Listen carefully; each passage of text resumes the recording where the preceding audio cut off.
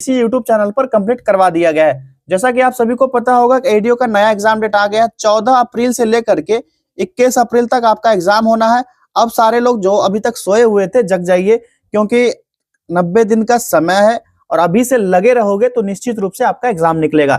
चलिए फटाफट सारे लोग सेशन को लाइक कर लीजिए, चैनल को सब्सक्राइब करके बेल आइकन को प्रेस कर लीजिए। चलिए स्टार्ट करते हैं आज का सेशन।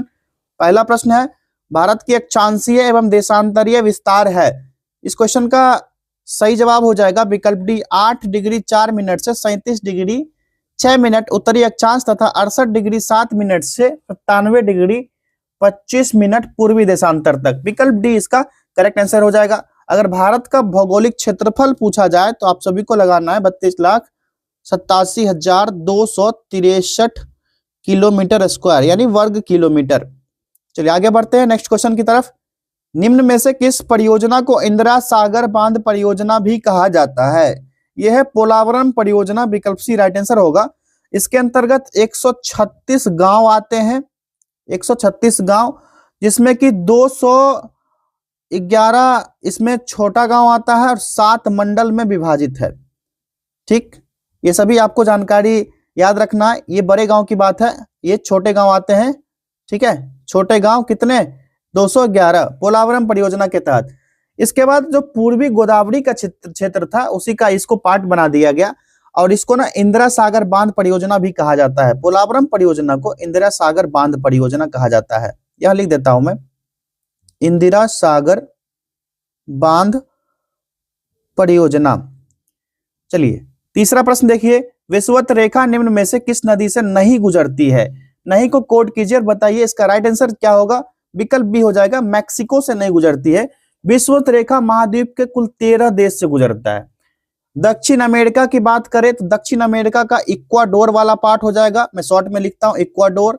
उसके बाद कोलंबिया का पार्ट हो जाएगा, सी लिख देता हूं, चाइना मत समझना, कोलंबिया, ये सब भी दक्षिण अमेरिका का पार्ट है। उसके बाद एक ब्राजील हो जाएगा, ये सब साउथ अमेरिका का पार्ट है। ठीक, उसके बाद अफ्रीका वाले पार्ट में आओगे, अफ्रीका जो महादेश है इसमें आओगे तो गैबॉन हो जाएगा, कंट्री का नाम लिख रहा हूं गैबॉन। कांगो गणराज्य हो जाएगा, उसके बाद डीआरसी हो जाएगा और युगांडा हो जाएगा। ठीक है, केन्या, सोमालिया, साओ टोम और प्रिंसेप, ये सारे आ जाएंगे अफ्रीका वाले पार्ट।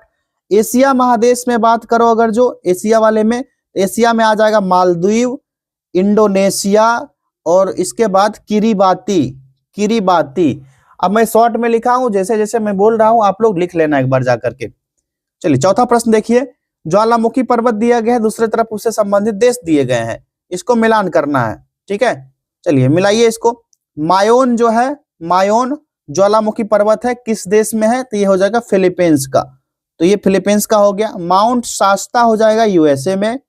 उसके बाद चिम्बरजो हो जाएगा, चिम्बोरजो, ये हो जाएगा इक्वाडोर का। और माउंट हेकला हो जाएगा आइसलैंड का। 2, 1, 4 और 3 इसका 2143 देखिए, 2143 विकल्प बी करेक्ट आंसर हो गया। नेक्स्ट क्वेश्चन है, भ्रंश घाटी का विकास तब होता है जब? भ्रंश घाटी कब विकसित होगा? तो जब 2 भ्रंश रेखा के बीच चट्टानी स्तंभ नीचे की ओर धंस जाएगा तब भ्रंश घाटी बनेगा। पहला ही विकल्प यहाँ पर करेक्ट है, सो इसका राइट आंसर हो जाएगा। और जो धसा हुआ क्षेत्र केंद्रीय भाग होगा उसको ग्रावोन कहा जाता है। जो भ्रंश रेखा के बीच जो उभरा भाग होगा इसको भ्रंश घाटी कहा जाएगा। अगर यही भाग यहाँ पर धस गया नीचे की ओर, इसको कहा जाता है ग्रोवन। ठीक है, क्या कहा जाता है? इसको ग्रावेन कहा जाता है, ग्रावेन कहा जाता है। इसको भ्रंश घाटी कहा जाता है, रिफ्ट वैली। अगला देखिए, अधिकांश ओजोन गैस लगभग 90% किस वायुमंडलीय परत में स्थित है? इस प्रश्न का सही जवाब होगा समताप मंडल में, विकल्प सी करेक्ट आंसर हो गया। ओजोन मतलब O3, अधिकांश ओजोन गैस है, लगभग मतलब समताप मंडल में 90% तक। यहाँ पर भी दिया गया है कितना? 90%। ये 15 से 35 किलोमीटर की ऊंचाई तक होता है, 15 से 35 किलोमीटर की ऊंचाई। और वायुमंडल में ओजोन परत की मोटाई जो है डॉब्सन में मापी जाती है। किसमें? डॉब्सन में मापी जाती है। इसका मापक जो होता है वायुमंडल में, किसका? O3 को मापा जाता है, डॉब्सन इसका इकाई है।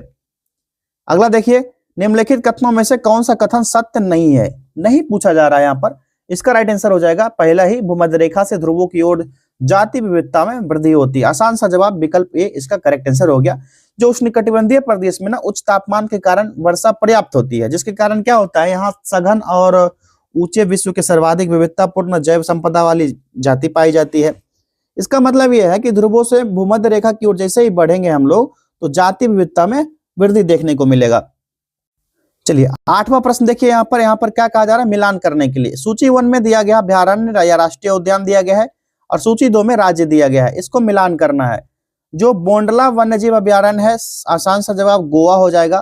कांगेर राष्ट्रीय उद्यान छत्तीसगढ़ का है तो पहला हो जाएगा।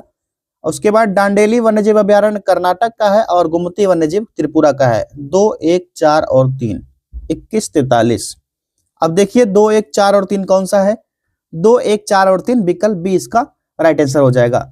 अब भारत का प्रमुख अभ्यारण्य किस स्टेट में कौन सा है, आप सभी को देख लेना एक बार। चलिए अगले प्रश्न की तरफ बढ़े। क्वेश्चन नंबर 9 देखिए, हिमालय की संरचना समांतर वलय श्रेणियों से हुई है, जिसमें से प्राचीनतम श्रेणी है, इसमें से कौन सा होगा प्राचीनतम श्रेणी, ये हो जाएगा वृहत हिमालय श्रेणी, विकल्प सी इसका करेक्ट आंसर हो जाएगा। और ये महान हिमालय का पार्ट है, लघु हिमालय में ना निम्न हिमालय का पार्ट आ जाता है, ये निम्न हिमालय श्रेणी ये लघु वाले में आ जाएगा, ठीक है, और समानांतर वलय श्रेणी आएगा बृहत हिमालय में। अगला देखिए कौन सा होगा, क्वेश्चन नंबर 10, भारत में स्थित पहाड़ियों का पश्चिम से पूर्व की ओर सही क्रम कौन सा है, पश्चिम से पूर्व की ओर पूछा जा रहा है, तो सतपुरा से स्टार्ट होकर निश्चित रूप से उधर से आएंगे आप तो सतपुरा, महादेव, मैकाल पर्वत हो जाएगा, उसके बाद छोटा नागपुर का पठार वाला भाग, विकल्प बी इसका राइट आंसर हो जाएगा। अगला देखिए, सूची को मिलान करना है, पहले में उद्गम क्षेत्र दिया गया है, दूसरे सूची में उससे संबंधित नदी दी गई है।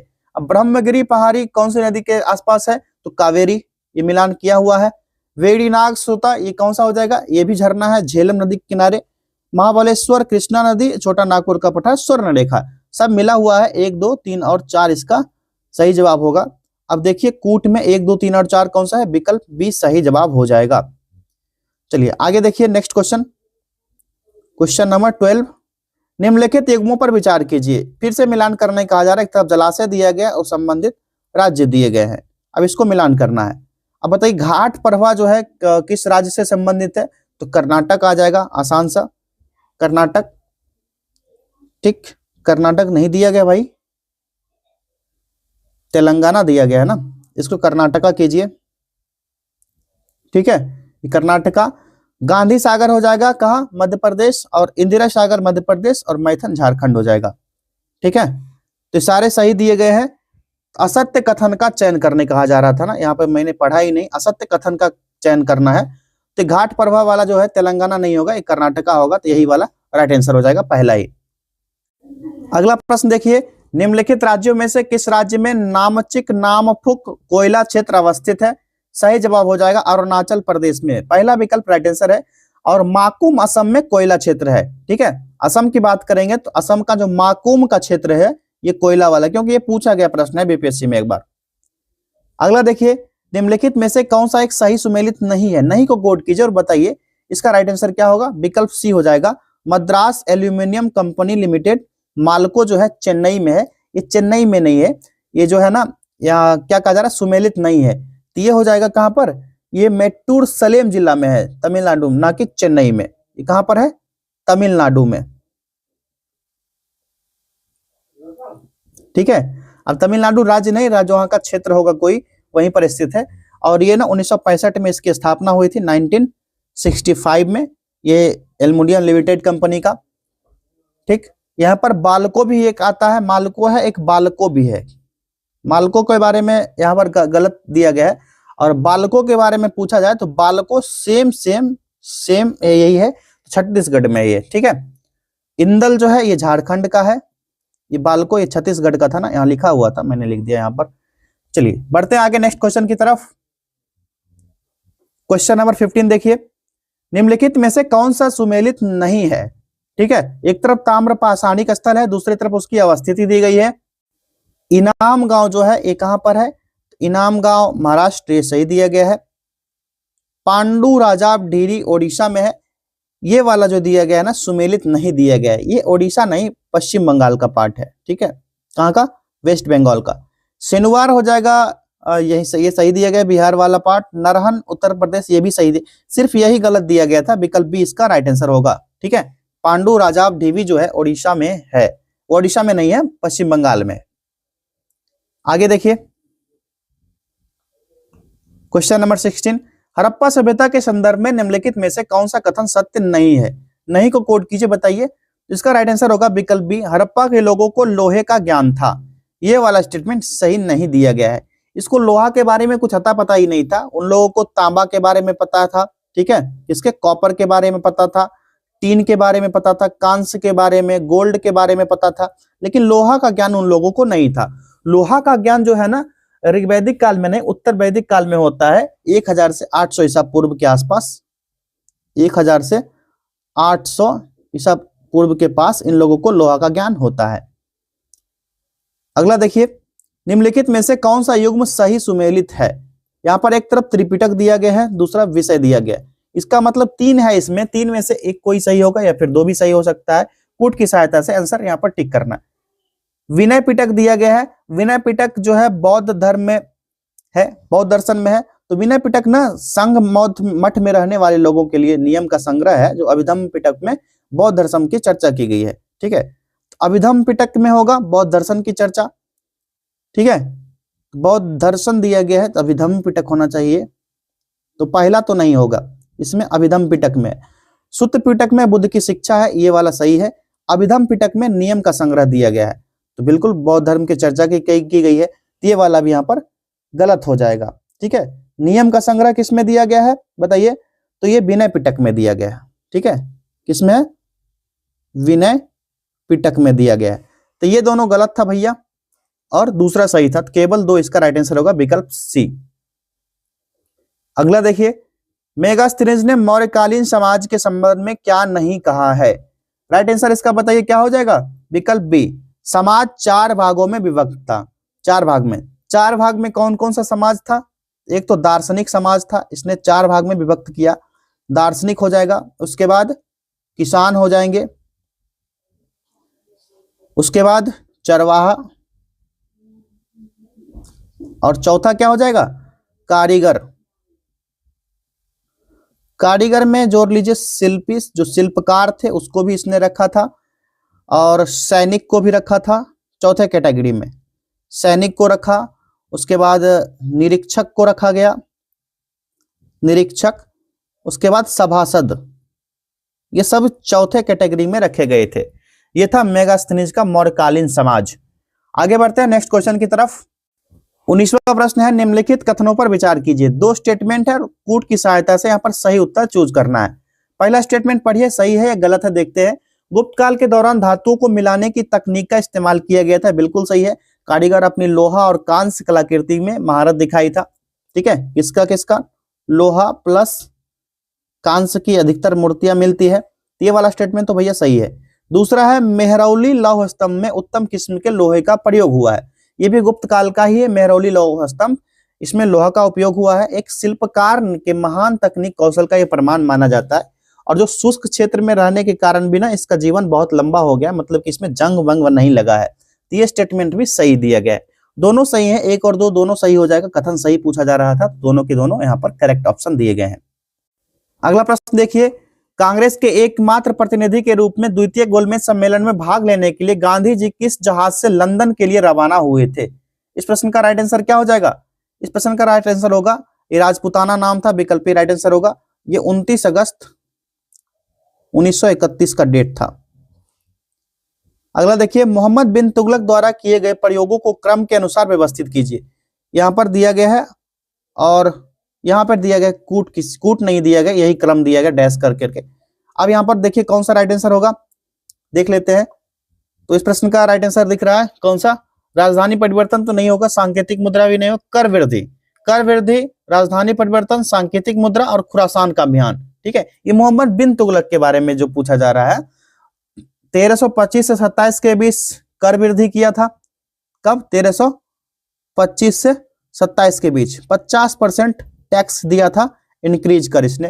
ठीक, उसके बाद इस समय दोआब में कर जब जैसे वृद्धि हुआ तो उस समय दोआब में अकाल और सूखा पड़ जाता है, तो 1326 से 27 ईस्वी में क्या करता है राजधानी परिवर्तन। 1326-27 में दिल्ली से दौलताबाद राजधानी, सॉरी देवगिरी को बनाया राजधानी, और इसका दौलताबाद रखा गया था बाद में। ठीक है, उसके बाद सांकेतिक मुद्रा चलाया था इसने, कब 1329-30 के बीच सांकेतिक मुद्रा का प्रचलन आया, और उसके बाद 1323 में ईस्वी में 1333 में 1333 में मंगोल के विरुद्ध खुरासान का अभियान हुआ था। तो ये क्रम यहाँ पर बिल्कुल सटीक और सही दिया गया। 1325 से 27, 26 से 27, उसके बाद 29-30 और 1333 खुरासान अभियान के साथ ये वाला जो क्रम दिया गया है बिल्कुल एग्जैक्ट मैच कर गया। चलिए आगे देखिए, हसन गंगू के संबंध में निम्नलिखित में से कौन सा कथन सही नहीं है। सही नहीं है पूछा जा रहा है, बताइए। इसमें से राइट आंसर हो जाएगा विकल्प सी, जियाउद्दीन बर्नी उसका विवरण प्रस्तुत करता है हसन गंगू के बारे में। ये ना मोहम्मद बिन तुगलक का विवरण है। ठीक है, जियाउद्दीन बर्नी उसका विवरण नहीं, इसका है MBT मोहम्मद बिन तुगलक का वर्णन है। और बहमनी राज्य की स्थापना जो होती है 1347 ईस्वी में, और इसका संस्थापक जीवन में कुछ बनने की धुन को लेकर साहसिक मार्ग पर निकला था, और एक अफगानी शासक था जिसका नाम अलाउद्दीन हसन था। और इसका जो उत्थान होता है गंगू नामक एक ब्राह्मण की सेवा में रहते हुए होता है, इसलिए इसे लोग ना अक्सर हसन गंगू के नाम से भी जानते हैं। राजगद्दी पर जैसे ही बैठा अलाउद्दीन हसन बहमन शाह की उपाधि धारण कर लिया। तो एक व्यक्ति के कई नाम यहाँ पर देखने को मिलते हैं, चेहरे एक चेहरे में कई चेहरा छुपा हुआ है। अगला देखिए, निम्नलिखित ब्रिटिश कंपनियों में से किसे भारत में व्यापार करने का पहला अधिकार पत्र प्राप्त हुआ था। इस प्रश्न का राइट आंसर होगा लिवेंट कंपनी थी, पहला विकल्प राइट आंसर होगा। 1592 ईस्वी में भारत से व्यापार करने का अधिकार मिला था। फिर 31 दिसंबर 1600 ईस्वी को सभी को पता है महारानी एलिजाबेथ प्रथम ने governor and company of Merchants of the London trading into the Indies को समुद्री मार्ग से ईस्ट इंडीज के साथ व्यापार करने का पहला अधिकार दिया था। उसके बाद 1698 ईस्वी में क्या होता है, ब्रिटिश पार्लियामेंट में जनरल सोसाइटी एक्ट के तहत न्यू कंपनी जो English company trading in the east का गठन किया जाता है। फिर 1702 ईस्वी में होता है ब्रिटिश क्राउन और संसद दोनों कंपनी का विलय कर दिया जाता है, जिसके तहत क्या होता है 1708 ईस्वी तक आते आते दोनों कंपनी को मिला करके इसका नाम रखा जाता है United Company of Merchants of England trading to the East Indies. ठीक, इसी के साथ ईस्ट इंडिया कंपनी नाम से प्रसिद्ध हो जाता है, यहीं से ईस्ट इंडिया कंपनी के नाम से यही फेमस होता है, जिसको कहते हो ईस्ट इंडिया कंपनी कब भारत आया 1600 में, लेकिन असल मायने में 1708 के बाद इसका नाम प्रॉपरली ईस्ट इंडिया कंपनी पड़ा था। आगे देखिए, निम्नलिखित में से कौन सा एक सही सुमेलित है। सही सुमेलित इसमें कौन सा हो जाएगा, तो देखिए, चौथा आंग्ल मैसूर युद्ध, टीपू पराजित हुआ और युद्ध के बीच मारा गया, ये वाला सही दिया गया है, और सारे गलत दिए गए। पहला आंग्ल मैसूर युद्ध कब से कब तक हुआ था, तो पहला हुआ था 1767 से 69 के बीच हुआ था। इसमें गवर्नर कौन था, वेरलेस्ट था, और 4 अप्रैल 1769 को मद्रास की संधि के साथ समाप्त हुआ। 4 अप्रैल 1769 कौन सा, मद्रास की संधि। ठीक, और इसमें हैदर अली क्या होता है, पराजित होता है। अगला देखिए, हैदर अली ने अंग्रेजों को पराजित किया। ठीक है, ये वाला स्टेटमेंट देखिए दूसरा, तो 1780 से 84 तक चला था। सबसे पहले तो ये देखिए 1780 से 84 तक चला था। वॉरेन हेस्टिंग्स गवर्नर जनरल था, और मंगलौर की संधि होती है। मंगलौर की संधि के साथ ये भी समाप्त भैया। तीसरा बताइए, 1790 से 92 तक चला था, और गवर्नर जनरल उस समय लॉर्ड कॉर्नवालिस था। टीपू सुल्तान ने तुर्की की सहायता प्राप्त करने का प्रयत्न किया लेकिन नहीं मिला। फिर 1784-85 में एक दूत कुस्तुनतुनिया भेजा जाता है, और 1787 में टीपू एक दूत मंडल फ्रांस भी भेजा था। और 1792 में क्या होता है, लास्ट में 1792 में ये होता है श्रीरंगपट्टनम की संधि। श्रीरंगपट्टनम की संधि हो जाती है, इसी के साथ तीसरा भी खत्म हो जाता है। लेकिन यहाँ पर क्या होता है कि टीपू श्रीरंगपट्टनम का ही रक्षा करते हुए आखिर में लड़ते लड़ते 4 मई को, तीसरा जो चौथा हुआ था 1799 में हुआ था ना, 4 मई 1799 को टीपू सुल्तान मारा जाता है। ठीक है, तो ये वाला स्टेटमेंट यहाँ पर सुमेलित दिया गया था। चलिए आगे बढ़ते हैं। सूची को मिलान करना है। एक तरफ दिया गया है समाचार पत्र, दूसरी तरफ उससे संबंधित भाषाएं दी गई है। मिलान कीजिए। भारत पत्र जो है ये हिंदी का है, राष्ट्रमत मराठी भाषा में लिखा गया था, प्रजामित्र जो है ये गुजराती भाषा का है और नायक जो है बांग्ला भाषा का है। ये हो जाएगा 3, 4, 2 और 1, 34, 21। देखिए 34, 21 दिख गया, विकल्प सी इसका सही जवाब हो जाएगा। नेक्स्ट क्वेश्चन देखिए, निम्न में से कौन सबसे कम आयु में भारतीय राष्ट्रीय मंडल का अध्यक्ष बनने वाले व्यक्ति थे? ये हो जाएगा अबुल कलाम आजाद, विकल्प बी राइट आंसर हो गया। 1888 से 1958 तक रहे थे। अब आसान सा प्रश्न है, क्रांतिकारी चंद्रशेखर आजाद की मृत्यु कैसे हुई थी? इनकी मृत्यु जो हुई थी खुद को गोली मार करके हुई थी। आप सभी को याद होगा, भगत सिंह की गिरफ्तारी हो गई थी और चंद्रशेखर आजाद अपनी गतिविधि जारी रखे थे, जो दोनों साथ मिलकर कर रहे थे। काकोरी षड्यंत्र केस में ही पुलिस को चकमा दिए गए थे और लाहौर षड्यंत्र केस में भी पुलिस से भाग निकले थे। उसके बाद क्या होता है, हिंदुस्तान सोशलिस्ट रिपब्लिकन एसोसिएशन के एकमात्र सदस्य बच गए थे जो कभी पुलिस की गिरफ्तारी में आए नहीं। फिर क्या होता है, 27 फरवरी का डेट था 1931, एक जयचंद निकल गया। जयचंद एक मुहावरा है लेकिन एक धोखेबाज निकल गया।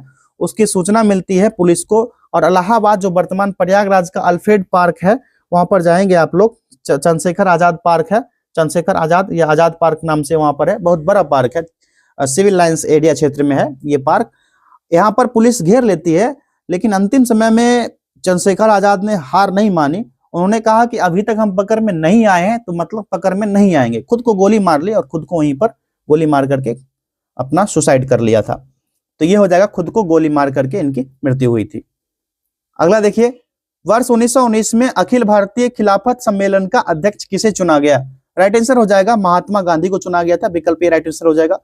और यहाँ ना ये वाला जो है, आप जब भी जाओगे ना अल्फ्रेड पार्क जो है प्रयागराज में सिविल लाइंस एरिया क्षेत्र में, जब भी आप जाओगे प्रयागराज रेलवे स्टेशन से मात्र 1 से 1.5 किलोमीटर की दूरी पर स्थित है, वहां जाइएगा। ये पेड़ अभी भी वहां पर है जहां पर जिस पेड़ के नीचे खुद को इन्होंने गोली मारी थी। जाइए, देखने वाला जगह है। कभी प्रयागराज तो लगभग सबका आना जाना बना रहता है। चलिए आगे देखते हैं। किस राज्य द्वारा वन संरक्षण के लिए महाभारत वाटिका की स्थापना की है? तो इसका सही जवाब होगा उत्तराखंड के लिए, पहला विकल्प राइट आंसर हो जाएगा। इसमें पौधों का संग्रह किया गया है और पर्यावरण संरक्षण को बढ़ावा देने के लिए ऐसा किया जा रहा है। अगला देखिए, हाल ही में दूरसंचार सुरक्षा को मजबूत करने और नागरिकों को सुरक्षा व संरक्षण सुनिश्चित करके सशक्त बनाने के लिए संचार मंत्रालय द्वारा कौन सा ऐप लॉन्च किया गया? इस ऐप का नाम है संचार साथी, विकल्प ए राइट आंसर होगा। बिहार सरकार ने बजट 2025-26 में राज्य के राजकोषीय घाटा सकल राज्य घरेलू उत्पाद जीएसडीपी का कितना प्रतिशत है? इस प्रश्न का सही जवाब होगा 2.98%, विकल्प सी राइट आंसर हो गया। नेक्स्ट क्वेश्चन है यहाँ पर, यात्रा और पर्यटन विकास सूचकांक 2024 में भारत का कौन सा स्थान है? 39वां स्थान मिला है भारत को, विकल्प ए राइट आंसर होगा। और 2021 में जब पारित हुआ था तो भारत का स्थान था 2021 में 54वां स्थान था। ठीक है, ये टोटल 119 देशों का होता है जिसमें कि भारत को मिला है 39वां स्थान। भारत का पहला प्रदूषण नियंत्रण पोत समुद्र प्रताप का जलावतरण कहाँ किया गया? इसका राइट आंसर हो जाएगा गोवा में, विकल्प ए राइट आंसर होगा। ठीक है, गोवा में हुआ है और गोवा शिपयार्ड लिमिटेड ने इसको तटरक्षक बल के लिए तैयार किया है। इस जहाज की कुल लंबाई की बात की जाए 114.5 मीटर इसकी लंबाई है। चौड़ाई की बात की जाए तो 16.5 मीटर इसकी चौड़ाई है। अगला प्रश्न देखिए, सूची 1 को सूची 2 के साथ मिलान कीजिए और कूट की सहायता से सही उत्तर का चयन कीजिए। यहाँ पर जो दिया गया, पहले सूची में पुस्तक है, दूसरे सूची में उससे संबंधित लेखक के बारे में पूछा जा रहा है, मिलान कीजिए। Bring it on the incredible story of my life, ये वाला पुस्तक किसने लिखा है? ये पुस्तक है दीपा मलिक जी का। दूसरा यहाँ पर मिलान कीजिए, shock on food economics and society, ये है अभिजीत बनर्जी का, पहला हो जाएगा। स्टम्प्ड पुस्तक लिखा गया सैयद किरमानी के द्वारा और द अनएल्डिंग जज, ये गैरी ग्रोवर के द्वारा, गौरी ग्रोवर नाम है इनका। तो हो गया कौन सा? 2, 1, 3 और 4, 21, 34। अब देखिए 21, 34 कौन सा है भाई? 21, 34 विकल्प डी इसका सही जवाब होगा। चलिए, बुक वाला मिलान हो गया। अब अगला प्रश्न देखिए, in pursuit of democracy beyond party line, पुस्तक के लेखक कौन है? पुस्तक के बारे में बहुत पूछा जाता है इस एग्जाम में, बीपीएससी खास करके 1-2 पुस्तक डाल ही देता है। तो इसका राइट आंसर क्या हो जाएगा? तो नजमा हेपतुल्ला है, इन्हीं की पुस्तक है ये, विकल्प ए राइट आंसर हो जाएगा इसका। ठीक है, चलिए आगे बढ़े। नेक्स्ट क्वेश्चन है, हाल ही में सिंधु घाटी सभ्यता का कौन सा शहर वैश्विक समुद्री विरासत केंद्र बनने के लिए चुना गया है? ये सिंधु घाटी का शहर है लोथल। अब लोथल से संबंधित जो भी जानकारी होगा आप लोग जुटा लीजिएगा, क्योंकि ये करंट का विषय बन गया है लोथल वाला। तो NHF जो NMHC है, भारत के समृद्ध समुद्री इतिहास, इसी को उजागर करने के लिए इसकी गठन की गई है और ये विरासत केंद्र बनने के लिए बिल्कुल तैयार है और इसको चुना गया है, मतलब ये बन भी जाएगा। प्रधानमंत्री नरेंद्र मोदी ने दिसंबर 2024 में बीमा सखी योजना की शुरुआत की। यह योजना किस निकाय द्वारा संचालित है? ये भारतीय जीवन बीमा LIC द्वारा ये संचालित है। अगला देखिए, 22वें सांगरी ला वार्ता एशियाई सुरक्षा शिखर सम्मेलन में भारत की ओर से कौन शामिल हुए हैं? अनिल चौहान जी शामिल हुए हैं। अगला देखिए, किस देश की फातिमा बॉस को 74वां मिस यूनिवर्स 2025 चुना गया है? किस कंट्री के हैं ये? तो फातिमा बॉस जो है मैक्सिको के हैं और करंट अफेयर्स में ये सब करवा चुके हैं, जाकर करंट अफेयर्स वाला वीडियो आप लोग देखिएगा। देखिए, मिलान करना है सूचियों को। सूची 2 से पहले सूची में त्योहार दिया गया है और दूसरे सूची में उससे संबंधित राज्य दिए गए हैं। मिलान कीजिए। गांव नगाई जो है ये त्योहार कहाँ मनाया जाता है? तो गांव नगाई त्योहार जो है ये मनाया जाता है असम क्षेत्र हो गया, मणिपुर का क्षेत्र हो गया और नागालैंड। यहाँ पर मणिपुर हो गया, असम हो जाएगा और नागालैंड का क्षेत्र है। एक ही दिया गया, लेकिन पूरा यहाँ पर कंप्लीट जानकारी मिलना जरूरी है हम लोग को, ठीक है। और उर्स महोत्सव जो है, यहाँ पर उर्स महोत्सव के बारे में नहीं दिया गया। फ्लेमिंगो दिया गया है, तो फ्लेमिंगो हो जाएगा ये कहाँ का? आंध्र प्रदेश का हो जाएगा। फ्लेमिंगो आंध्र प्रदेश का होगा। और जो फ्लेमिंगो है सुलूरपेटा, तिरुपति, ये सारे क्षेत्र में मनाया जाता है। जलीकट्टू सभी को पता है, जलीकट्टू भी तमिलनाडु का है, तो तमिलनाडु इसका सही जवाब होगा, ठीक। उसके बाद मकर विलक्कू महोत्सव, तो एक ही बचा है केरल, तो क्या होगा इसका राइट आंसर? 1, 3, 2 और 4, 13, 24। 13, 24 भैया, विकल्प ए सही जवाब हो गया। अगला प्रश्न है, एशियाई शीतकालीन खेल 2025 में पदक तालिका में पहला स्थान किस देश ने हासिल किया है? ये कौन सा है? चाइना हो जाएगा। नेक्स्ट देखिए, किस राज्य की सरकार ने चिनार के पेड़ों को संरक्षण हेतु ट्री आधार पहल शुरू की है? ये शुरू किया गया जम्मू कश्मीर के द्वारा। अगला देखिए, एशिया प्रशांत आर्थिक सहयोग एपेक शिखर सम्मेलन 2024 का आयोजन कहाँ किया जाएगा? कहाँ किया गया? पेरू में किया गया। रामसर स्थलों और संबंधित राज्यों के निम्नलिखित युग्मों में से कौन से सुमेलित हैं? यहाँ पर दिया गया स्टेटमेंट और कूट का उपयोग करके सही उत्तर का चयन करना है। यहाँ पर पहला दिया गया है क्या? दिया उधवा झील अभ्यारण्य जो है कहाँ पर है? झारखंड में है। ये साहेबगंज जिला है झारखंड का साहेबगंज जिला यहीं पर है। ये खेचोपलड़ी झील कहाँ है? ये सिक्किम में है। खेचोपलड़ी झील जो है ये सिक्किम का पार्ट है और सिक्किम का जो गंगटोक क्षेत्र है, गंगटोक वहीं पर है ये। अगला है सक्करकोटई पक्षी अभ्यारण्य, ये हो जाएगा तमिलनाडु का और ये साउथ तमिलनाडु का पार्ट है, जो कि अर्ध शहरी आर्द्र भूमि है। जल चक्र संतुलन बनाए रखना, मिट्टी क्षरण को रोकने के लिए और बाढ़ नियंत्रण में बहुत इंपॉर्टेंट है ये वाला पार्ट भी। यहाँ पर पूछा जा रहा है किस संबंधित राज्य कौन थे, कौन से रामसर स्थल का? सारे के सारे यहाँ पर सही दिए गए हैं। विकल्प डी राइट आंसर होगा। तीनों के तीनों सही हैं, 1, 2 और 3 सारे सही उत्तर दिए गए हैं। अगला प्रश्न है, मार्टिन गप्टिल उन्होंने हाल ही में अंतरराष्ट्रीय क्रिकेट से संन्यास की घोषणा की, किस देश का प्रतिनिधित्व करते थे? ये न्यूजीलैंड के प्लेयर थे। विकल्प डी राइट आंसर होगा। अभी भारत न्यूजीलैंड का मैच भी चल रहा है। आज जो ये वीडियो शूट हो रहा है, आज डेट है 15 जनवरी, 14 जनवरी को मैच था भारत और न्यूजीलैंड के बीच। और देखिए क्वेश्चन आ गया, भारत के पहले विज्ञान रत्न पुरस्कार से निम्न में से किसे सम्मानित किया गया है? राइट आंसर इसका हो जाएगा गोविंद राजन पद्मनाभन को, पहला विकल्प राइट आंसर हो गया। आगे देखिए, अगस्त 1925 में काकोरी रेल डकैती कांड में किस ट्रेन को क्रांतिकारियों द्वारा लूटा गया था? यह था 8 डाउन ट्रेन, ठीक है। अभी 8 डाउन होगा, अब नहीं, विकल्प सी होगा 8 डाउन ट्रेन। किस संविधान संशोधन अधिनियम के अंतर्गत अनुसूचित जाति और अनुसूचित जनजाति के लिए पदोन्नति में आरक्षण सुनिश्चित किया गया है? ये 77वां संविधान संशोधन अधिनियम 1995 का था, तो ये हो जाएगा विकल्प सी। चलिए आगे देखते हैं, विधान परिषद के संबंध में निम्नलिखित कथनों में कौन सा कथन यहाँ पर रॉन्ग दिया गया है, गलत कथन दिया गया है? ये जो है ये विकल्प कौन सा होगा? बी हो जाएगा। विधान परिषद में न्यूनतम सदस्यों की संख्या 60 निश्चित की गई है।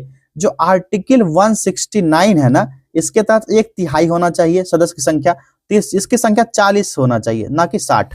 तो ये वाला गलत दिया गया था। आगे देखिए, चलिए आज के टेस्ट का आखिरी प्रश्न है, संविधान सभा के किस सदस्य ने प्रस्तावना के संबंध में कहा कि प्रस्तावना संविधान का सबसे सम्मानित भाग है। ये स्टेटमेंट किसके द्वारा दिया गया है? तो राइट आंसर हो जाएगा पंडित ठाकुर दास भार्गव के द्वारा दिया गया, विकल्प बी राइट आंसर होगा, जिसमें संविधान के आदर्श, उद्देश्य, सरकार के स्वरूप और संविधान के स्रोत से संबंधित प्रावधान को दर्शाया गया है। संविधान सभा के सदस्य थे पंडित ठाकुर दास भार्गव, और संविधान की प्रस्तावना के संबंध में कहा था यही वाला कथन, प्रस्तावना संविधान का सबसे सम्मानित भाग है और संविधान की आत्मा भी है, संविधान की कुंजी है, और ये संविधान का आभूषण कहलाएगा और एक उचित स्थान है जहां से कोई भी संविधान का मूल्यांकन कर सकता है। इसी संबंध में के मुंशी का स्टेटमेंट भी आता है। के मुंशी के अकॉर्डिंग प्रस्तावना के बारे में इन्होंने कहा कि हमारी संप्रभु लोकतांत्रिक गणराज्य का ये भविष्य फल है, इनके द्वारा ये कहा गया था। एक प्रसिद्ध न्यायविद थे और विशेषज्ञ थे, संविधान विशेषज्ञ पालकीवाला का यहाँ पर नाम नहीं दिया गया है। इन्होंने ना संविधान को परिचय पत्र कहा था, परिचय पत्र। ये किनके द्वारा? पालकीवाला के द्वारा कहा गया था, पालकीवाला के द्वारा कहा गया था। और प्रस्तावना अमेरिकी संविधान जो कि पहला लिखित संविधान से यहाँ से लिया गया है, लेकिन प्रस्तावना की भाषा जो है ना, इस पर ना ऑस्ट्रियाई संविधान का, इसका ऑस्ट्रेलिया के संविधान का इफेक्ट ज्यादा दिखता है। यहाँ पर आपको रिमेंबर करा दूं, 42वां संविधान संशोधन 42nd कॉन्स्टिट्यूशनल अमेंडमेंट एक्ट जो 1976 हुआ था, इसमें ऐड किया गया था समाजवादी, कौन कौन सा वर्ड था? समाजवादी, सोशलिस्ट, और कौन कौन सा?